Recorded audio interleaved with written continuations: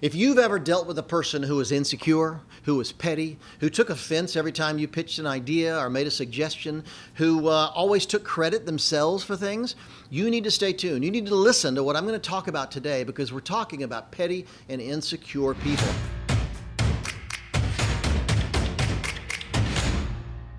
I was being interviewed on a radio program just the other day, and the radio host said, "Phil, what do you think is the single biggest problem among leaders today?" And I didn't even have to think twice. I said, insecurity.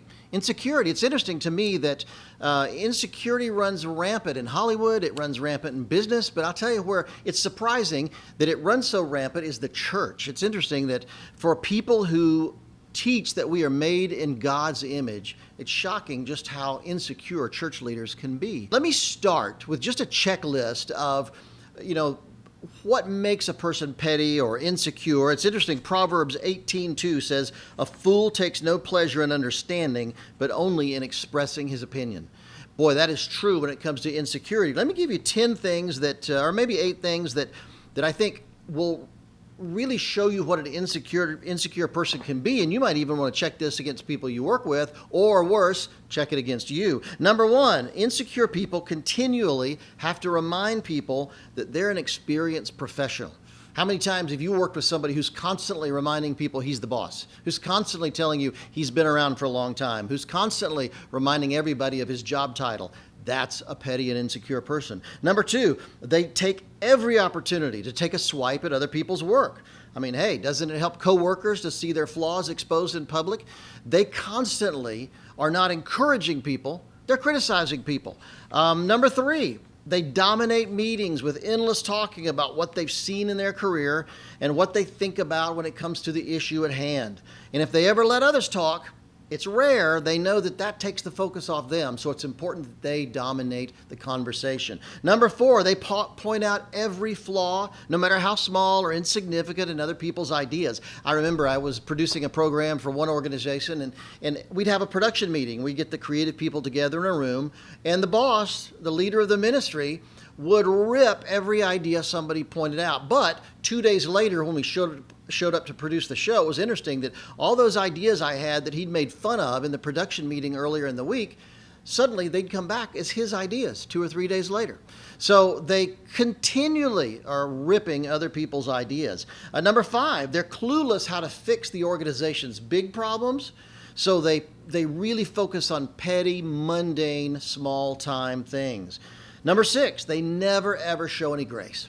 Never show any grace, because they feel like if they do, it'll show weakness on their part. It will make them not appear to be a strong leader. And for an insecure leader, they really want to appear strong. They want to appear in charge. They want to appear in control. The last 2 things, number 7, when somebody else offers an opinion or an idea, they loudly proclaim that they've already tried that. I've worked for some producers who every time you put an idea up there, they're always the comeback is, well, I've already done that. I've thought of that. Now I've turned that down years ago. You know it's not true, but that's the way they defend their lack of ideas. And number 8, they have to keep reminding people what an expert they are. I've worked for producers that just spent all day long reminding everybody on the crew what an expert they were. So those are just some of the things we have to think about when we meet petty and insecure people. Remember, insecure people, for whatever reason, they're desperate to be important. They're desperate to be significant. They're desperate that people see that they've earned it. They're in charge. They're the boss. And so the problem with insecurity is it goes way overboard. Trust me, it goes way, way overboard. So they become dominating. They become micromanagers. They get in everybody's way. And while they're trying to be perceived and liked as a leader, the truth is it drives everybody crazy. And I've talked about self-awareness before, and insecure leaders just have no self-awareness because they're constantly riddled with insecurity, with pettiness. And so the question is, how do we deal with those guys? When you're working with someone who is insecure, or you have a boss that's insecure, how do you get past that? How do you learn to deal with it? Because sometimes we can't just get up and walk away. Sometimes we want to quit, but sometimes we're in a job that we can't just walk away from. So you want to know how to deal with petty and insecure people? Here's some secrets that I think are important. Number 1, take the high road. Petty and insecure people are desperate for recognition, and they will rob you blind when it comes to credit. They will take credit for everything you do. And the thing is, if you start complaining about it, if you start making a scene every time they do, you start going down to their level, and other people are going to start viewing you on the same level as they are. So learn to take the high road. Your day will come. Your momentum will catch. Your day will come. And the truth is, on your team, people see whose really producing the creative ideas. They see who's doing the work. So even though the boss may be taking credit, the people around you, they really see who's going on. And keep in mind that when you take the high road, you're letting that desperate, insecure person feel, some sense of resonance, some sense of worth, because they know they can't come up with ideas on their own. The only way they can is steal them from other people. So my first thing is take the high road. Don't get down in the mud with the pigs, because that just puts you at their level in the eyes of your coworkers and your teammates. So it's incredibly important that you take the high road. Number 2, don't get pulled into their games. Don't get pulled into their games. Don't be a jerk, but be creative and not getting involved in their craziness. That's probably the word to think of it. When they pull you into gossip, for instance, when they pull you into a criticism session, when they try to pull you into something else, be gracious and walk away. You don't have to be a jerk, and that's incredibly important, that you don't be a jerk, you don't be rude, but you don't want to be pulled into their crazy world. So trust me, they want allies, and so they're going to invite you into a meeting where they criticize other people. They're going to invite you into a meeting where they take credit for other people's ideas. Just don't get involved. The third thing is, don't back down. Don't back down. It's one thing to take the high road and not be involved, but it's something else entirely to be a doormat. You never want to be a doormat with an insecure person. It's pretty easy to just decide, I'm just going to give up and let them just walk all over me. Again, don't be a jerk, but don't get pulled into that. Stand up. Don't back down. Be firm. Be gracious. And you can do it as a gracious human being. It's incredibly important. Number 4, and this is incredibly important too, it sounds silly, but keep a journal of their stupidity.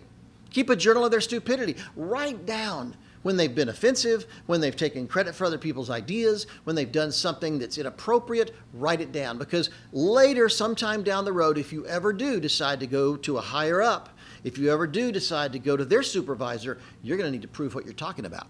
Otherwise, it becomes your word against theirs. So either get other allies on your team to stand with you, or what I really recommend is write these situations down. We live in this metoo era today, and I've talked about that before, but the fact is, when people harass you, and it's not always a sexual harassment, sometimes it's just being a jerk and taking advantage of somebody or abusing them in other ways, make notes. If you're not going to speak up at that moment, keep a document, keep a journal, write down that they've done this. So a month later, a year later, 5 years later, whatever, when really things come to a head, you want to be able to document all those times they stepped over the line and did something incredibly, incredibly important. Number 5, I think this is a challenge for me, and that is understand the underlying reasons for why they're so petty and insecure. I mean, truly, many insecure people have really difficult backgrounds. They may have come up with a father who never believed in them, who constantly told them they would be a failure and they wouldn't amount to anything. There's a lot of reasons somebody's petty and insecure. They're not just being a jerk. Sometimes they've had a very, very difficult background. There's an old saying that you shouldn't criticize someone because you've never seen their background, you've never seen the scars they carry on their back, you've never been a part of their past. Be very careful when somebody's like that. I had a boss one time that was incredibly, ragingly insecure.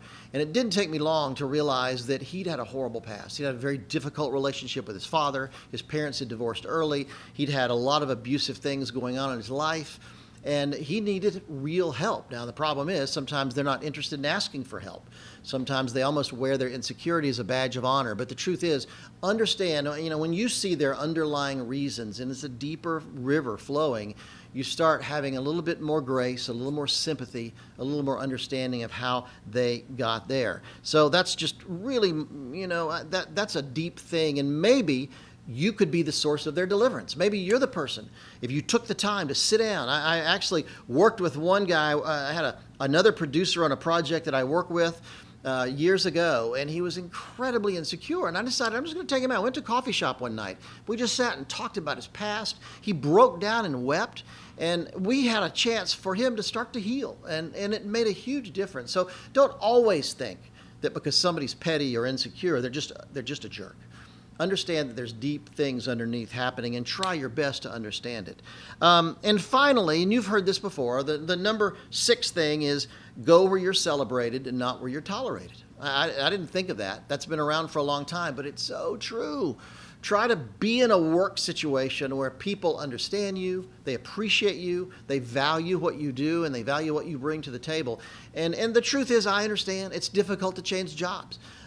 Sometimes we're in a great job market where it's easy to change jobs and you can move on and there's room for growth. Other times it's a difficult job market, or maybe your circumstances are difficult because of where you live or your family situation. So I understand it's not always easy to just up and quit. But the truth is, you should always be thinking about that possibility. Always keep a door open to a place where you are celebrated, not just tolerated. I always recommend to people when I teach in Hollywood, when I teach young directors or producers or other people in the industry, always have that resume polished. Always have that bio ready to go, because you just never know when that opportunity might happen. Always be looking. You know, I study the lives of freelancers. I was a freelancer for many years before we founded our company, Cook Pictures. And I learned to constantly be looking for my next job. Always have that resume open. Always be making phone calls. Always be meeting people. Always be networking. Because if you're working with an incredibly insecure person, that could be the only way out, and some people simply will not change. So here's the deal. In the church, it's sad that we have so many people and leaders who are petty and insecure, but it just happens. It just happens, and they're out there.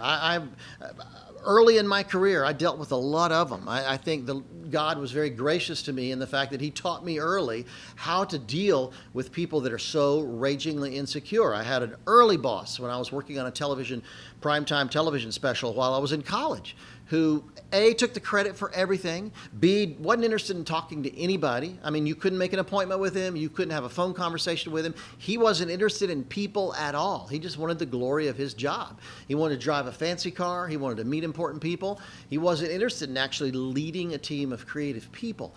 And it was so clear early in my career to see how to navigate that world and how to deal with him, that it taught me some incredibly important things about how to deal with insecure leaders. So I just think it's such a raging, huge problem that we need to learn how to deal with it. Sometimes it's a matter of navigating their world. Sometimes it's a matter of moving on and getting to a better place. And I do think that's incredibly, incredibly important. Insecurity, look out for it. Make sure you're not suffering from it really constantly. This checklist that I went through early in the video, I'd urge you to check it constantly so you know if this is something that is affecting you and something that's bothering you, because it's so easy for us to get petty about certain things. And one of the hallmarks, by the way, of insecurity is whenever you bring up a new idea or you ever suggest something they could do better, they always take offense. They always take offense. I know creative people that whenever I try to help them in some area, and even when you're being as gracious as possible, they're offended by it. That's a real hallmark of seeing and recognizing an insecure person. Whatever suggestion you have for them, whatever idea you present, they take offense. So learn to recognize the signs of insecurity, because it's so many people out there suffer from it, and you need to learn how to navigate this world, because you're going to deal with it. If you haven't yet, you're going to deal with it in your career, and you may be working with somebody right now who suffers from these very things. So I encourage you, tackle it. Go head on into this thing. Be gracious. Don't be a jerk. And you can make a change in someone's life. So join me at my website, philcook.com, philcooke.com. I have a blog there where I'm dealing with these and other issues like this. And you can sign up for my weekly newsletter, which is my top blog post of the week. And you can get a free ebook on creativity that I've written. Love for you to have that. philcook.com. Come and check it out, because I think it'll help you take your leadership of creative people, take your own creative leadership to a whole nother level.